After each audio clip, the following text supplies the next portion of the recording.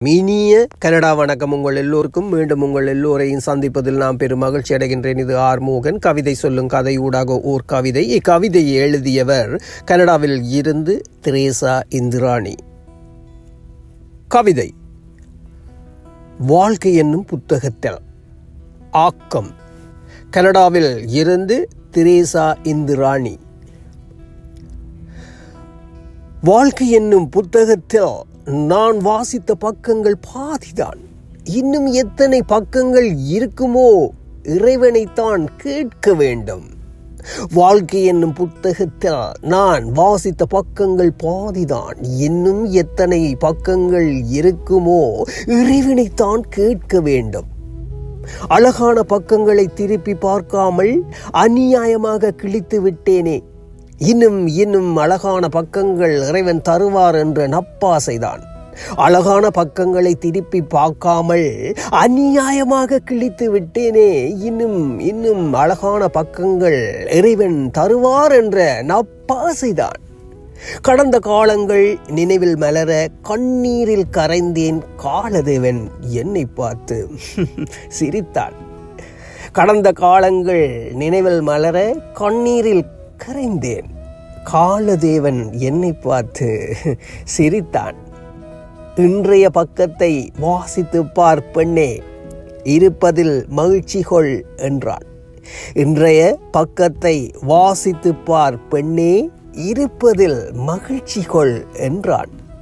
நாளைய தெரிவு இறைவன் கையில், நடப்பதெல்லாம் அவன் செயலே என்றான். நாளைய தெரிவு இறைவன் கையில், நடப்பதெல்லாம் அவன் செயலே என்றான். நன்றி.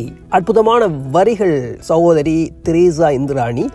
இக்கவிதையை கனடாவிலிருந்து எழுதியவர் தெரேசா இந்திராணி. மீண்டும் அவருக்கு நன்றி சொல்லிக்கொண்டு நான் விடைபெறுகின்றேன். மீண்டும் அடுத்த கவிதையில் சந்திப்போம். நன்றி. ஆர்மோகன். எதுவரை வாழ்க்கை அழைக்கிறதோ அதுவரை நாமும் சென்றிடுவோம். விடை பெறும் நேரம் வரும்போதும் சிரிப்பினில் நன்றி சொல்லிடுவோம். பரவசம், இந்த பரவசம் எந்நாளும் நெஞ்சில் தீராமல் எங்கே வாழுமே. கடவுள் தந்த அழகிய வாழ்வு உலகம் முழுதும் அவனது வீடு. கண்கள் மூடியே வாழ்த்து பாடு.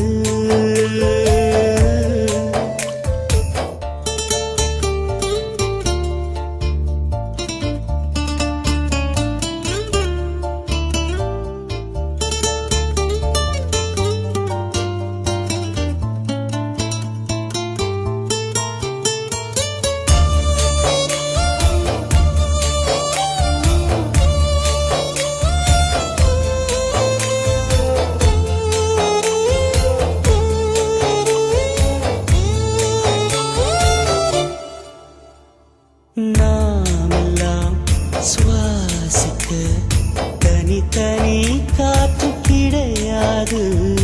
மேகங்கள் இடங்களை பார்த்து பொழியாது. கோடையில் இன்று இலையுதிரும், வசந்தங்கள் நாளை திரும்பி வரும். வசந்தங்கள் மீண்டும் வந்து விட்டார். குயில்களின் பாட்டு காற்றில் வரும். முடிவதும் பின்பு தொடர்வதும் இந்த வாழ்க்கை சொல்லும் பாடங்கள் தானே கே